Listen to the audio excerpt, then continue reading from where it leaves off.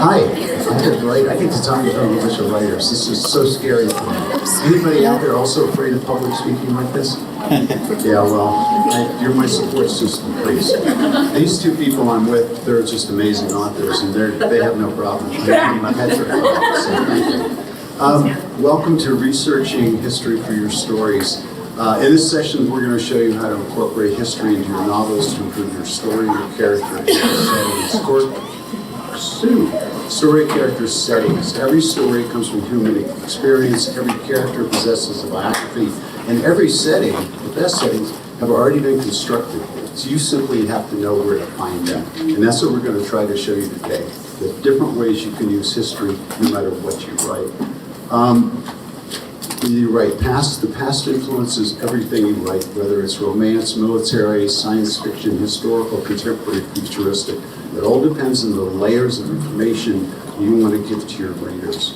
We'll cover 8 topics tonight. We're going to cover people, places, events, language, modern morality, criticism, research, and rabbit holes. And now let's, yeah, really. And now let's go exploring and see if using history can enhance your writing. And I am proud to be joined by 2 amazing novelists, Jenny and RJ, and I'm going to let them introduce themselves. All right. I'm Jenny Madore. I write as J.L. Madore. I write sexy romance.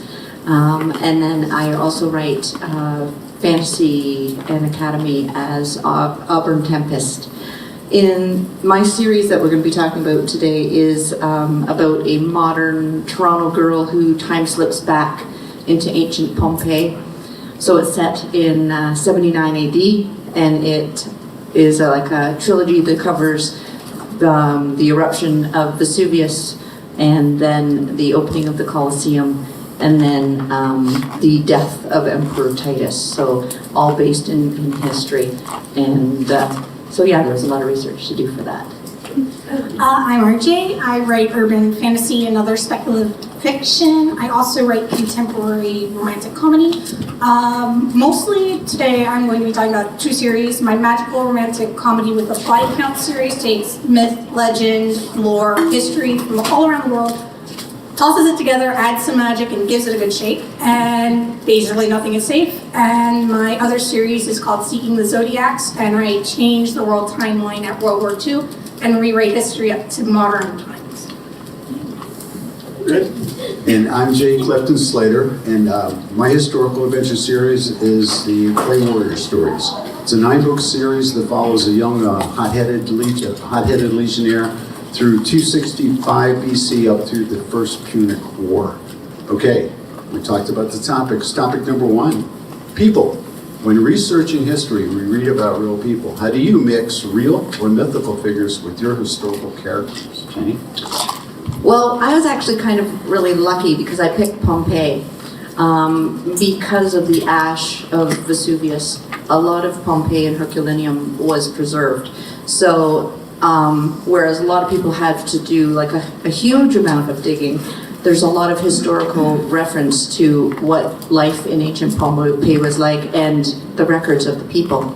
So when I talked about the magistrates and Emperor Titus and his brothers, and I did talk about Pliny the Younger and a few of the other men there, all of that is like recorded things that have actually survived history. So I was not really cheating, but there was a lot more there than a lot of people have. So I was happy to be able to access that. And then what I did is I just put a modern girl into that scenario, so it would show the contrast of the the sexists of the time, the upper echelons of the time, and give me all the conflicts that I needed through that. But I left the historical characters as they were. Well, I'm probably the black sheep here. I start with a myth or a legend and a culture I like. I research the myth, the legend, or the culture, and I learn how do these people tick. I don't start with the individual. I start the circumstances of how that individual came to be. So when I'm doing my research, I'm looking more at the whole picture rather than the individual picture. And as I continue my research, I'm like, oh, this person's really cool. How did that person get to be where they were at the time they made history? So when I create characters or I take spin-offs of characters because I create my own timelines, I look at the circumstances of what made someone make history, and then I use that in my books, using them as a model, but hardly ever actually using those specific people. I do use them sometimes, but I find the speculative part of it being, well, what would happen if? And then I create a character based on history, based on research, but is their own individual. And then I make them change the world.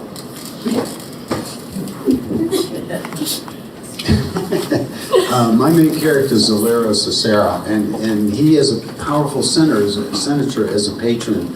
And I selected a real Roman senator from that era because he was a successful general and a political force. Through that character, the real character, my character gets to experience the political intrigue of the day. And that adds to what's going on, and this allows me to tell the readers about current events without having to do a monologue or even a pre-setup of what to expect in that.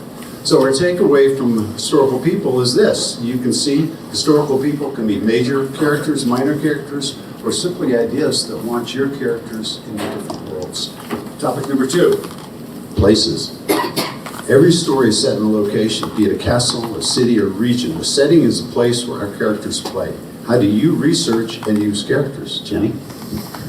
Well, my primary research started on the internet. So I wanted to find, well, it did. I wanted to find a place, a timeline where I could get 3 consecutive books with 3 things that happened that people would recognize historically. And then from there, when I decided on Pompeii, the Royal Ontario Museum in Toronto had an incredible, just one of those traveling display things when they come in, and it just so happened that it was Pompeii, and I went to that several times, and then my bestie went to Pompeii at the same time, and she brought me back books and things that I could use for reference. And yeah, so like I said, I was fairly lucky because Pompeii is something that you can find a lot of information about, and between, you know, the internet, Royal Ontario Museum, and then I started using sites like National Geographic and like really reputable places where you can trust what they're saying, and I went that route. Most of my stories take place in the United States, but my mother, so it started really early. My mother was, or she still is, a geek about the American Revolution. To the point she's written several books. She's an expert in things like the little buttons and the bullets. She's done a lot of work building knowledge. So I grew up with that sense of, you need to know your research to be able to do these things. And so as I grew older and started to write, I kind of started just taking that and going, well, okay, if I want to become an expert in this, I need to know this, this, this, and that. In locations, I like going to locations. I traveled extensively as a child, mostly to battlegrounds, which is kind of weird when you're a kid. But nowadays, if I can go somewhere to research, I will. Earlier this year. Or was it last year? Earlier this year. Time is weird. So we went to Europe. We went to England to go to all the historic sites. My husband and I are time team geeks. We love British archaeology. We watch this show. Hundreds of hours of watching this show. But if you want to learn about British history, Time Team is amazing. You get to see these locations. You get to see them do the days. You learn about how history happened. And so we went to England and we went to our favorite sites from the show to see it up close and personal. And that goes back into my writing because there's nothing quite like going to a site and seeing this is what happened after this. And you get a bigger understanding of how time decays history. And then when you're writing it in a book, you have to go, how do I transport the readers to those moments before it started to decay? And you're capturing those little moments in history, like at Hadrian's Wall. When you go to the wall, you'll see just the crumbling ruins, but they actually, in their introduction to it, show overlays of how it should have looked when it was new. And you start to understand, this is the history that made this. And And there were steps between them. And then you implement that in your writing because your story isn't just in the moment. It's a collision of what happened in the past, what's happening now in the story, and what will happen in the future. And you can't make the story work unless you put all of that together. The characters are full of history. If you don't know how to research history, you can't make those characters come to life. They're not these 2D things that you just go, oh, well, they're like this. They have a history. When you put your research into your book, your characters are part of that history. And as you research, you'll start to see, because this happened in history, this character can be how he or she is now. So when you're researching, don't just put it in the fact. Think about the people behind how those facts came to be. And always remember, history is the view of the victor. What happened to the losers in history? That's where the real stories are. And if you learn about what happened to the losers in history, you can then really start building a story. Well, the losers in history for 1,000 years ran up against the Legion. It didn't work out well for them. The first Punic War started when the legions for the first time crossed a major body of water. They crossed the Messina Strait. Messina Strait separates Sicily from the rest of Italy. Messina Strait is an extreme current event. Every 6 hours, the current reverses. Days of rowing and sailing ships that was so hazardous for the ships trying to do it. To add to the problem, in 264 BC, the straits were guarded by the powerful Carthage navy. And then in 1908, everything along the coastline of the Messina Strait in an earthquake sank into the water. So the towns, the ruins, the ports, everything that was there in the period I'm writing in, is gone. So I had to do is take Google Maps and research what was still remaining up on the hills and try to decipher where the tower would have been, where the city would have been. The city may be there now, but it's way back off. So all of that allows me to take a Google map and draw in where I think they are.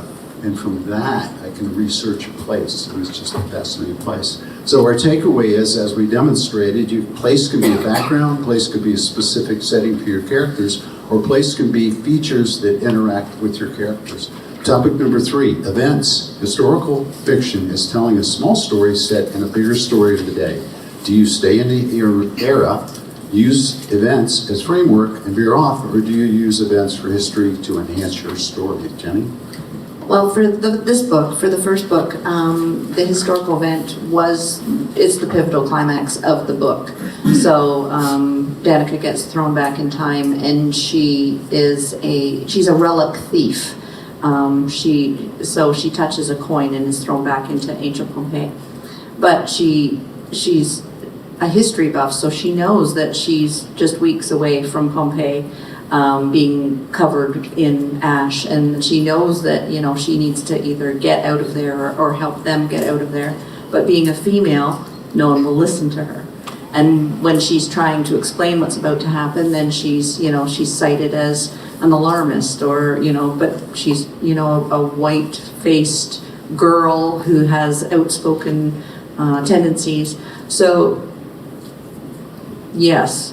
Getting back, I'm wandering. So the event is that she knows that it's coming, and it is the pivotal point. So she has to decide where she's going to be and whatnot. So it's a huge part of the book, and then I wrapped the story in and around that event. I typically use history to enhance my stories, although in a couple of upcoming books, particularly Outfoxed, which is a rewritten United States Magic Floods the World, but it happens in recent enough times where I have to account for modern technology in a world that is now magical and turned dystopian. So history is always present, and I will go back into the past to find new and interesting things to do in the future. But honestly, if I want to have the most fun, I write an archaeologist, and I completely rewrite history as it's happening. I have a vampire archaeologist book I'm currently working on called Neck Deep, and it is about a woman from Napoleon's era who finds basically the fountain of youth through vampirism, and it starts out with the mummy's curse. And so to do this, I had to look up Napoleon, because Napoleon did invade Egypt, and at the time of the Rosetta Stone being found. And then I had to see, okay, what can I do without actually disrupting this timeline, because I cannot disrupt it in this specific book. The disruptions happen later. So I had to integrate this character and magic without history being changed at all. So I had to be very careful. So secret societies, secret magic, secret everything. Nobody wants anybody to know anything is weird. And that makes it a real big challenge, because when you're going through history, you have to follow every culture's history and see how they clash, interact, and how this character goes from Napoleon's Egypt to today. And how do I make her disappear in and out of the system? Because once records were recorded, they would notice she's not aging. So she has to disappear and reappear and manipulate the entire system. So history becomes my guide map, and it's a curse, because I have to play by those rules, or the readers will not buy into when I break the rules. So when you're doing research, the most important thing you need to remember is you must be in full control of when you break the rules, and you must be able to justify it to your readers. If you can't justify your rule breaking to your readers, you've lost them. They won't trust you for when you do the real important changes to your world. So be really careful with your research, keep good notes, and most importantly, when you're using history, make sure you respect the cultures that those histories come from. Egyptians have a very different view of life than Americans do. And when you're writing about Egyptian culture, you need to completely put away your current culture. You need to go, this is not how these people behave. And then you need to, when you put it on the paper, you need to handle the history and culture with respect, because you don't know who's going to pick up your book and read it. It's one thing to add to a sad changes, but do so knowing what you're doing, knowing that if I change this, am I being respectful of that history and culture? Because that becomes a foundation of your entire book. And I think that's something that gets forgotten.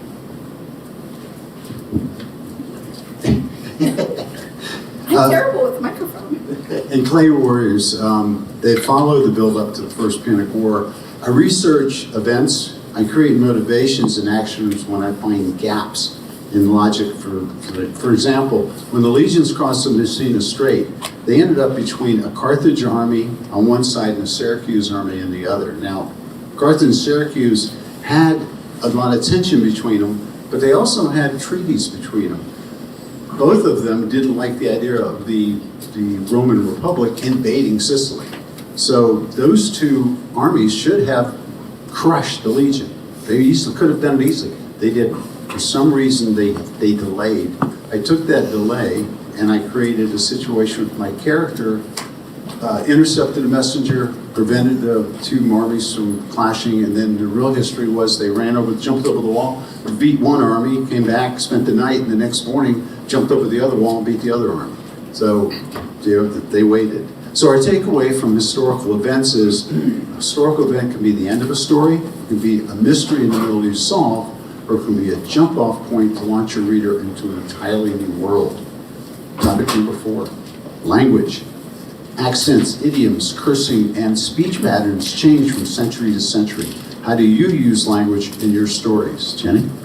Well, I think, this goes to all novels, and people come across all the time. Do you use the accents? Do you spell out the accents? How much of the accents do you use? And it, I think, is just generally better received if it's very sparingly done. Ancient Romans spoke Latin, so there was no direct pronouns for the most part. So now when I translate that, it becomes very jerky to the reader if I actually was trying to be historically accurate to how it would sound. So obviously I didn't do that. I've picked a couple pronouns that my main character, Quintus, when he spoke, those would be the pronouns that he dropped. So when you read it, you know it was his voice because you could hear that he spoke differently. But Danica, of course, she's a modern girl, so she's back there, and she used her own modern idioms and the way that we talk. She used modern cursing, whereas Quintus and the Praetorians, they use a very different, swearing system. And my readers, they expect a certain level of heat, a certain level of language, and so I let my warriors swear, but they swore the way they would have sworn, which is calling someone, by an unflattering animal name, or by the gods. They would use different terminologies than we would use. So Jupiter's cock and things like that, just things that would be historically accurate to the way they would speak to each other.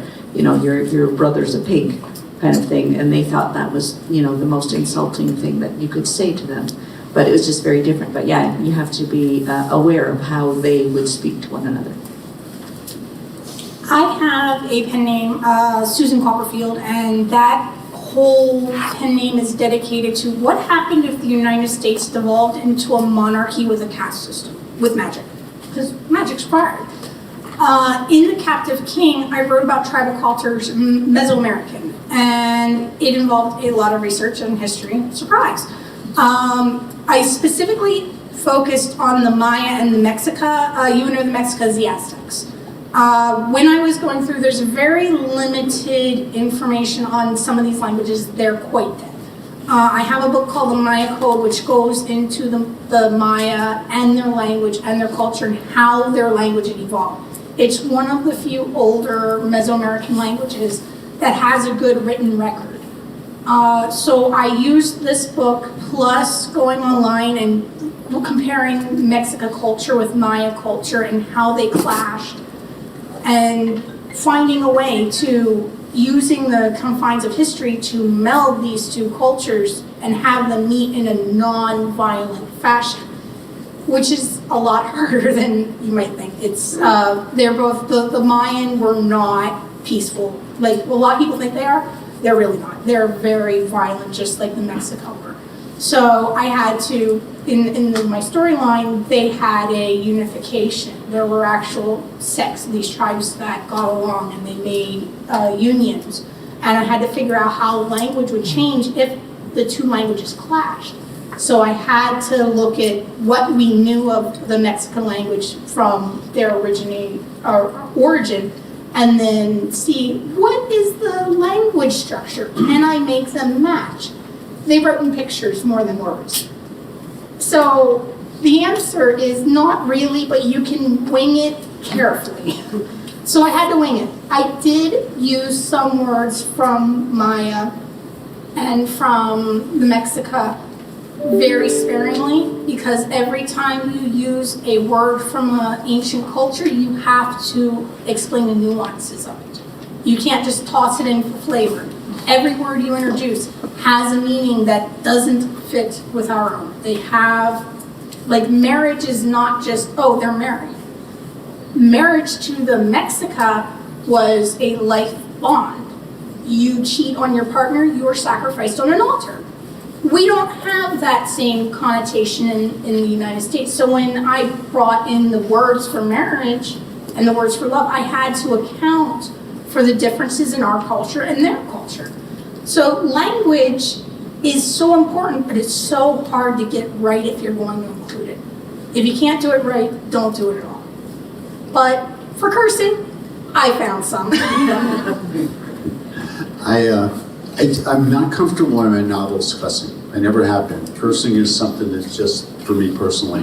However, I write about men, it's rough men that stand in shield walls inches away from people trying to kill and mutilate them. So I had a problem. They couldn't be like, oh gosh, darn, that was you stuck the gladius in my belly. It's horrible. No, so to soften remarks about body parts, body functions, and sex, I actually went and researched, and I have a whole list of Latin translation, swear words in Latin. So my characters all swear in Latin. And so I'm not a Latin scholar. I know less about it than Jenny, and she's pretty amazing. But they're my books and they're my world. And it's something you can't forget. It's your books and your world. Your history is going to be influenced by how you want to put down facts. So, takeaway, language can identify a character, language can set one group apart from the other, and language can bring realism to your work. Topic number 5, modern morality. When researching history, we read about sexism, slavery, brutality, and unfair caste systems. Do you allow your characters to make moral judgments about historical customs? Jenny? Well, actually, that was most of my tension and obstacles in my novel, because it was Danica, modern girl, thrown back into ancient Pompeii. So Quintus's family, they owned and ran the gladiatorial barracks, and so she thought that was horrible. And at one of the events they had the gladiators come, and they stood there naked while everyone walked around, and she just thought that was the most disgusting thing that she had ever seen, that everybody was pawing them and they were slaves. And so that come in my novel, that was a great way to show the differences in cultural belief systems and what is considered acceptable today versus what was done then. And because too, she was an independent female that had her own job, had her own place, lived her own life, and then she went back into ancient Pompeii, and because she wasn't married, she had no rights. Because she wasn't Roman, she had even less. So everything that she did was life or death for her, which, again, the feminism, the sexism, all those things came out because she had to bite her tongue, and she had to be very careful of who she said what to and how she maneuvered the system, because it was life or death then for a female to have an opinion. Very, very wealthy women in ancient Pompeii could have a business and could have an opinion, but they were Romans. They had rights. So yeah, it was a big part of the conflict of my novel. So this is kind of funny. Back to the Susan Copperfield books, I went to compare modern times with betrothal practices because I had reestablished monarchy and caste systems. It turns out the United States already has a betrothal system in place. It is currently in the law books. I was trying to go, well, child marriage sucks, blah, blah, except for it's completely legal in half of the United States, and I didn't have to change anything. So I went, what? So this is a case of where I was trying to use modern culture, compare it to a historical past, and got a really ugly surprise. As in some states in the United States, a parent can go in, sign the paperwork, their child has no say because the parent has legal signing rights for a child until the age of 18. They can marry the child without the child's consent. That is practice in the United States. Currently about 14,000 children a year. So as I delved deeper, I went, wow, we did this in medieval times. We're still doing it today. So it's very much, when you look into the past for history, to compare it to modern culture, sometimes you find that old practices we thought were dead or should be dead are actually alive and well. So it really changes how I view a lot of modern times, because underneath the veneer of, well, we're modern, we should be better than that, it's really, the past is integral to where we are today, and those things still exist. So my whole entire plot line that I was planning for that series kind of got kicked in the face, because there was no changes I really needed to make. I changed, in Texas, I made the year of consent 1 year earlier. The rest was by the book. So as I found modern law, past times, sometimes they match. And then you have to go, culturally, how did we actually change? Did we change at all? And that can add a marvelous depth to your story. So when you do research into the past history and compare it to modern culture, track that. Has it actually changed? Have people actually changed that, or are we just thinking we have? So keep an eye on that, because you can learn a lot of interesting things, and you can add a lot of depth and color to your characters and to the world you've created using history, modern times, and where they go. So I wrote about slaves taken from a defeated town up in Tuscany, which was the extent in 264 of the Roman Republic. That was as far north as they went, and they were brought to Rome, and they were forced to fight in funeral games. Now, funeral games, human blood was considered sacred. Spilling it on a gravesite helped the deceased soul go into Hades. So, good thing, right? Except these were held in the stockyard, and for the first time, the games were held as a public exhibition, 264 BC. So for my characters, it was a novelty. They went, that's interesting.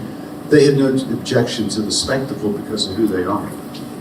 And so that was a gap for me that I just thought was fascinating. So I had to put that in the book. So our takeaway from there is when you research different times, you will encounter archaic customs.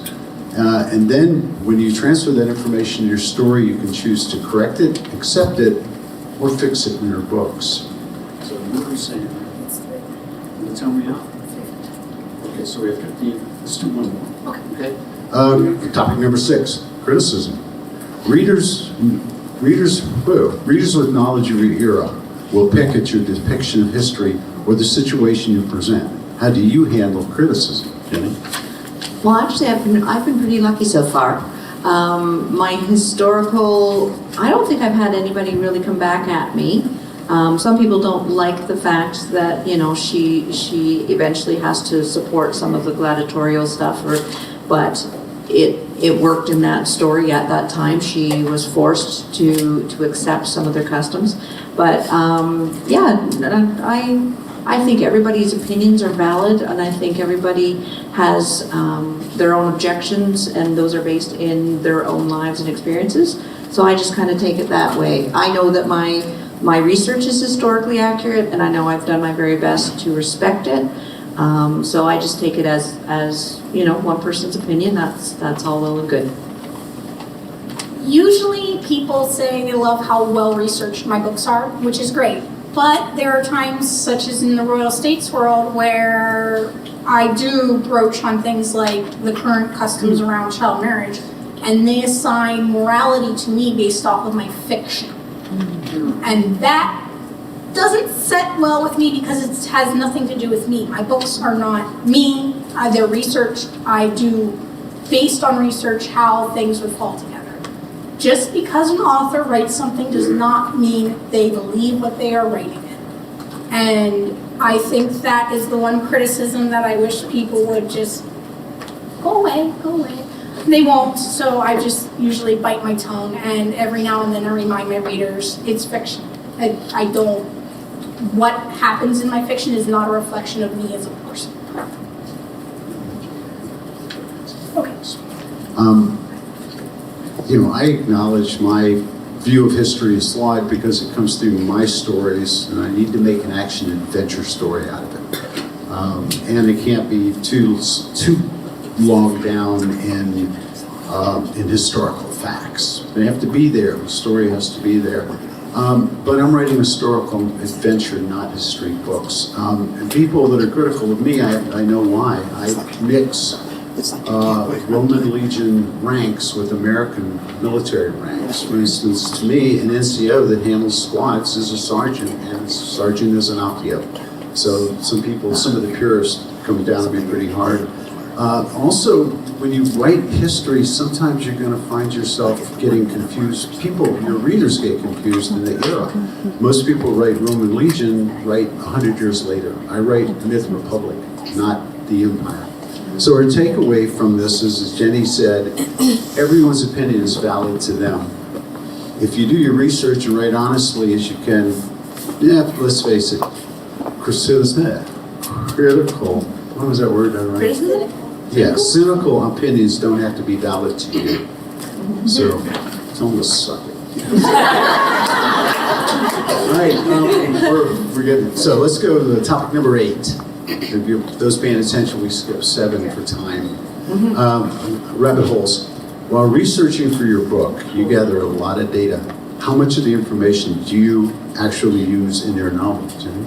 Sadly, not nearly as much as you find. If you're doing a research project and you really love what the era that you're looking into, there are so many fascinating things and so many things you want to add in and so many things that you think everybody needs to know about your time frame and and then you get to writing it and you could just really bog down your whole story with really great stuff, but it's really only such a very small fraction. When I wrote, I knew that, the murals in the Adil's home were correct. I knew that the statue in the garden was correct. I knew all those things because I had researched them. And I put them in just as little thing, but you can't really expect the readers to know that that's correct. Maybe the people that really, really know their stuff will say, hey, that was really good. But really, you're just putting it in there for flavor. It's the spice of your novel. It's just to set the tone and to show them that you've really taken it seriously and really respect what you've researched. But sadly, not nearly as much stuff as you find interesting. I would say only 1 to 5% of what I research actually makes it into the book. But here's the deal. That remaining 95% that didn't make it into the book is actually the foundation of understanding, so you know enough to actually write that 1 to 5%. So be patient with yourself. You do have to do a lot of learning to be able to use any of these glorious tidbits you may find. Rabbit holes are dangerous. I have gone looking for things on World War II and ended up in medieval era and how people stabbed each other with swords, because in World War I they were still stabbing each other with swords. And World War II, obviously, related to World War I, and the rabbit holes can get very deep very quickly. So you do have to research with a purpose.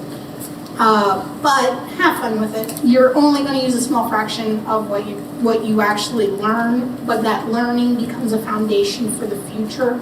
And you'll find you're doing less research because you've already learned 25% from this previous research expedition. You can just refresh your knowledge and then move on. So it builds. It's a cup you keep filling, and it never runs out of space for more stuff. But record it. Record what you research. Record what you research. Put it in a binder. Put it on your computer.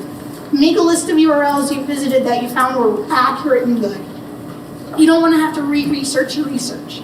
So try to make those rabbit holes count. So when you go off on a tangent, make that tangent worthwhile.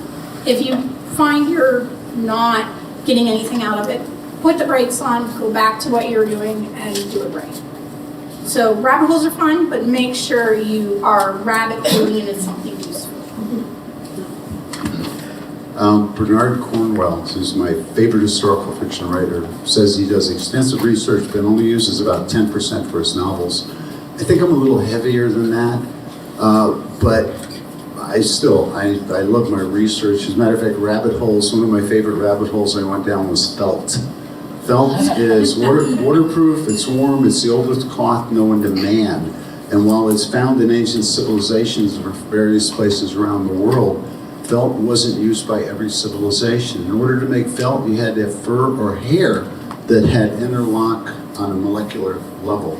So some of the plains of Native American Plains Indians did not have felt, yet the ones in the mountains and the hills with beavers did. So it's very interesting. Anyway, don't even get me started in the process of making it. I have half a notebook on it. So our takeaway is, RJ said, the more research you do, the less you have to do for later titles. Plus, come on, crawling through a subject is fun and will make you popular at parties. Oh, yeah. Maybe. But we covered 7 topics. We covered people, places, events, language, modern morality, criticism, and rabbit holes. Can I get a round of applause for RJ and for Jill?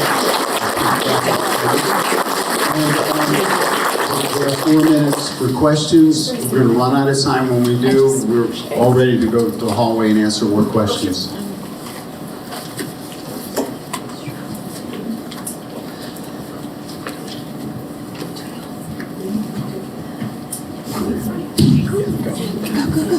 Come on down. You win a car. Yes. Hi. How much research do you guys do before starting your project versus how much do you do as you're going along? I don't do jack shit before I start that book. I find the best way for me to research is I will pick a subject. I know, okay, in Neck Deep, I'm going to be doing Egyptian archaeology. I know I'm going to need this. So the first thing I did was I picked a desert. And then I started to work on it, and I went, oh, what could I find in this desert? And that's where my research started. As I found information, the stuff that worked is going to go in the book. The stuff that doesn't gets marked as a flag. Maybe I can use this later. But I do a lot of my research as I write because I want the most accurate information I can get as I'm working on the book. I'm now 30, 40 books into my career, so I already have a very strong foundation on history. And as such, I don't have to research. But if you're not very strong on history, go learn. You learn the subjects that interest you, and then as you go along, you will find that it gets easier every time. You don't have to research before you start your work. You can just do it as you go, and then that way you know, okay, this information for this specific scene is correct. Because if you do it too much beforehand, you may not actually have the information you need, and then you have to go back to the library. I write a series that follows a timeline, real timeline. So I have to research before I start the next book because I have to know what the next book's going to be about. Yeah, I research ahead of time too, so I have it. So yeah, no, it's okay. Yeah, I like to know what's going on and where I'm headed. So like I said, I picked that timeline because I wanted those 3 events and I wanted to know what was coming up. So I'm modern, you all are in the past. Yes. Because I'm modern, the research as I go works. You call me old. Okay. Anyone else? Very quickly, we have 2 minutes. My voice is loud. Research, is this something that you automatically loved, like before you started writing, or was it that where you wanted to take your writing career caused you to be better or fall in love with the research? I have 20 novels, no research, and I have just this one series. I just had a passion for Pompeii, and I wanted in some way to make a modern romance in ancient Pompeii. So this was a specific, just a book that I needed to write. So for me, I write modern. I write paranormal and urban fantasy and things like that. So it was just a project for me that I liked. My other series is about a woman space marine with a bionic eye. And I did extensive research on sensors and eyes and what you see, what you feel, what you see. Heller organ, by the way, anybody know what a Heller organ is? A tick. When you're walking through the woods, a tick senses the ammonia in your sweat and starts crawling towards you as you walk toward you. So anytime you stop in the woods, just remember, all around you, there's ticks crawling.